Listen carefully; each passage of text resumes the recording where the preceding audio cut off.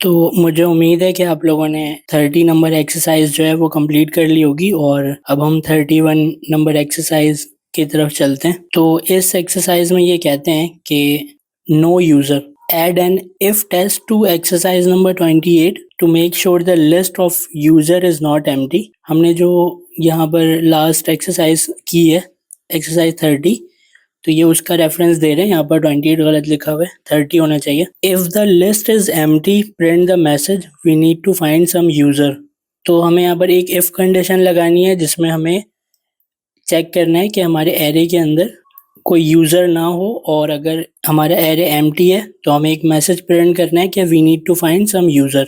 Remove all the user name from your array and make sure the correct message is printed. और हमें अपने तमाम users जो हैं वो एरे में से रिमूव करने और एक मैसेज को प्रिंट करना है। तो हम अपने फोल्डर की तरफ चलते हैं।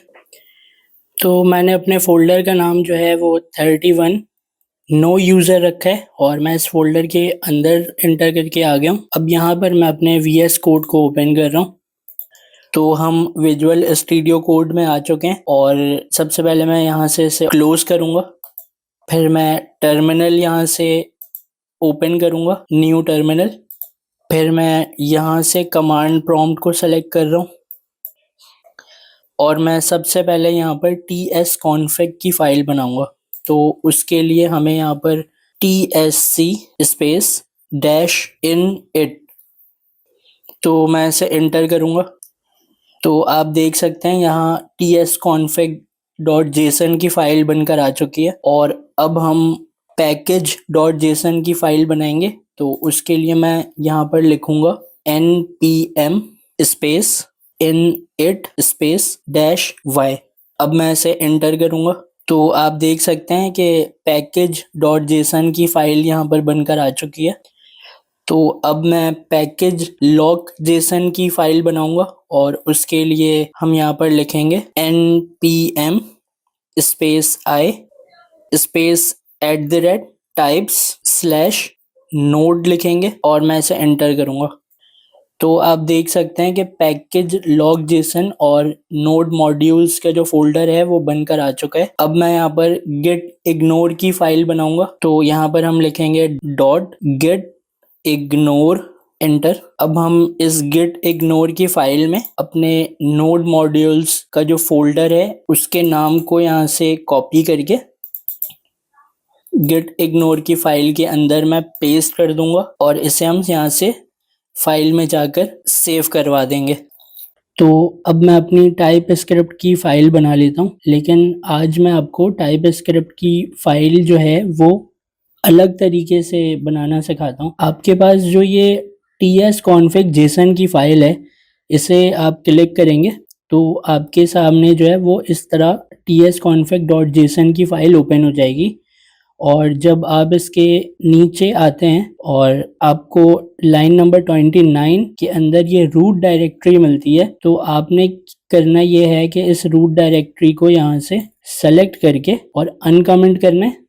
अनकमेंट करने का तरीका मैंने आपको बताया था, सेलेक्ट करके कंट्रोल/, और जो यहाँ पर ये स्लैश लगा हुआ है, इस स्लैश के बाद आपने लिखना है src। याद रहे src, यहाँ पर देखें क्या लिखा हुआ है ./src। और उसके बाद फिर आपने नीचे आना है और नीचे आने के बाद आपको आना है लाइन नंबर 58 में, और लाइन नंबर 58 में आपको दिखेगा आउट डायरेक्टरी। तो ये जो आउट डायरेक्टरी है इसे आपको सेलेक्ट करना है और सेलेक्ट करने के बाद आपको कंट्रोल/ दबाकर इसे अनकमेंट करना है और ./ के बाद आपको यहाँ पर लिखना है dist। तो याद रहे आपको, यहाँ पर मैंने लिखा है dist मतलब डिस्ट्रीब्यूशन, लेकिन आपको यहाँ पर dist लिखना है और इसी तरह ही लिखना है। कोई और चीज़ आपको चेंज नहीं करनी है, बहुत ध्यान से करना है। तो ये लाइन नंबर 58 इस तरह लिखना है आपको, और मैं आपको लाइन नंबर 28 दोबारा से दिखाता हूँ। तो लाइन नंबर 29 में रूट डायरेक्टरी जो है उसके ./ के बाद आपको src लिखना है। src मतलब सोर्स। तो इतना करने के बाद जो है अब आपको अपनी tsconfig की फ़ाइल क्लोज करनी है और यहाँ पर जो न्यू फोल्डर का आइकन है। हम अपनी टाइप स्क्रिप्ट की फाइल न्यू फाइल के आइकन से बनाते थे, लेकिन मैं कह रहा हूँ ये न्यू फोल्डर का जो आइकन है, इस न्यू फोल्डर के आइकन को क्लिक करना है और यहाँ पर हमें लिखना है SRC जो हमने वहाँ पर लिखा है, सारी चीज़ें स्मॉल लेटर में आएंगी, वहाँ पर भी स्मॉल में आई थी, यहाँ पर भी स्मॉल में, SRC एंटर। और इस फाइल को हम ओपन करेंगे क्लिक करके, तो आप देख सकते हैं इसका एरो चेंज हो चुका है। और यहाँ से मैं इस SRC के फोल्डर पर राइट क्लिक करूँगा तो मेरे पास न्यू फाइल का ऑप्शन आएगा। तो मैं न्यू फाइल को यहाँ से सेलेक्ट कर रहा हूँ और इसके अंदर मैं लिखूंगा अपनी टाइप स्क्रिप्ट की फाइल का नाम, और अपनी टाइप स्क्रिप्ट की फाइल का नाम जो है वो मैं नो यूज़र रख रहा हूँ। तो इसके बीच के स्पेस को रिमूव करके इसके एंड में .ts लगाकर हम अपनी टाइप स्क्रिप्ट की फाइल बना लेंगे ऐसे। तो सबसे पहले तो हम यहाँ पर एक एरे बना लेते हैं, और एरे बनाने के लिए मैं यहाँ पर लूँगा लेट, और यहाँ पर मैं इस यूज़र नेम को लिख रहा हूँ, ये मेरे एरे का नाम है और इसको मैंने कैमल केस में लिखा है। फिर मैं इसके डाटा टाइप को डिफाइन करूँगा स्ट्रिंग, स्क्वायर ब्रैकेट, और स्क्वायर ब्रैकेट के बाद इक्वल का साइन लूँगा, उसके बाद फिर स्क्वायर ब्रैकेट, और इसके अंदर सिंगल कोट में मैं लिखूँगा एडमिन, फिर सिंगल कोट से बाहर आके कॉमा, फिर सिंगल कोट। तो मैंने एक नाम लिखा है, उसके बाद फिर मैं सिंगल कोट के बाद कॉमा लगा रहा हूँ, फिर से सिंगल कोट ले रहा हूँ, फिर मैं दूसरे यूज़र का नाम लिख रहा हूँ, उसके बाद फिर मैं बाहर आके कॉमा लगा रहा हूँ, फिर सिंगल कोट ले रहा हूँ, फिर मैं तीसरे यूज़र का नाम लिख रहा हूँ, फिर मैं कॉमा लगा के सिंगल कोट ले रहा हूँ, फिर मैं चौथे यूज़र का नाम लिख रहा हूँ, और इस एरे से बाहर आके मैं सेमीकोलन लगा के इस लाइन को एंड कर रहा हूँ। तो अब यहाँ पर जो इन्होंने कंडीशन दी है कि if the list is empty print the message we need to find some user. तो इफ़ के लिए तो हम इफ़ कंडीशन लगाएंगे और हम उसके लिए पेरेंथेसिस लेंगे और उसके अंदर हम अपने इस एरे के नाम को कॉपी करके यहाँ पर पेस्ट करेंगे, और यहाँ पर हम कंसिडर करेंगे कि अगर हमारे एरे के अंदर एक भी नाम मौजूद नहीं होता तो उसकी डॉट लेंथ की जो प्रॉपर्टी है वो 0 होती, क्योंकि अभी हमारे पास 5 नाम इसके अंदर हैं, तो अभी डॉट लेंथ जो है वो 5 के बराबर है। लेकिन अगर एक भी नाम इसमें नहीं होता तो डॉट लेंथ की जो प्रॉपर्टी है वो 0 के बराबर होती।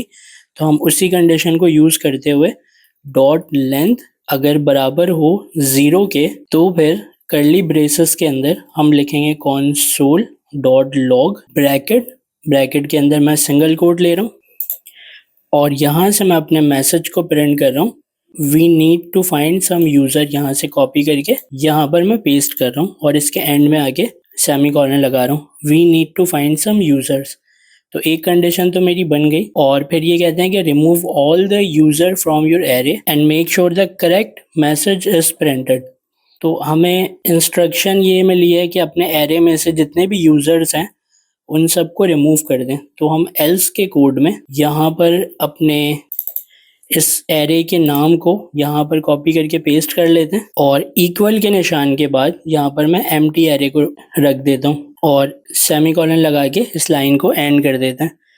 तो ये जो मैंने अभी हमारे इस यूज़र नेम वाले एरे को, जिसके अंदर ये 5 नाम पहले से स्टोर थे, इसको मैंने अपडेट कर दिया, और जो एम्प्टी एरे का जो ये स्क्वायर ब्रैकेट है मैंने इसकी वैल्यू जो है वो असाइन कर दी कि अब जो ये यूज़र नेम वाला एरे है ये यहाँ पर एम्प्टी हो जाए।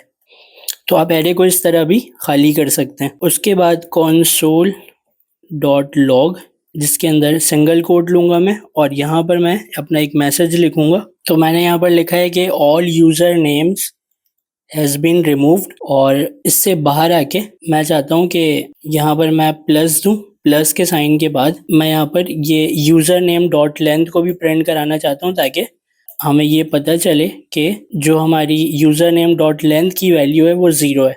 और इस सिंगल कोट के अंदर आकर मैं यहाँ पर एक स्पेस दे देता हूँ ताकि जो भी हमारी डॉट लेंथ की वैल्यू है वो एक स्पेस के बाद है। तो यहाँ पर मैं इस लाइन को एंड कर रहा हूँ सेमीकोलन लगा के।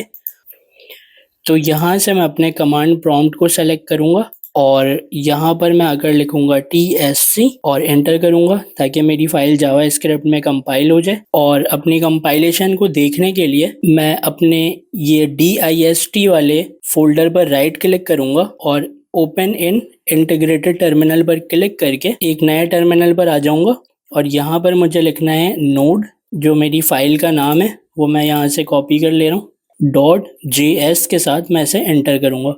तो आप देख सकते हैं कि यहाँ पर एक मैसेज हमारे पास आ रहा है, all user name have been removed, और उसके आगे 0 क्वांटिटी आ रही है, मतलब ये प्रूफ है कि हमारा जो एरे है वो इस वक्त एम्प्टी है। तो इस तरीके से हमने अपने इस क्वेश्चन को भी कंप्लीट कर लिया।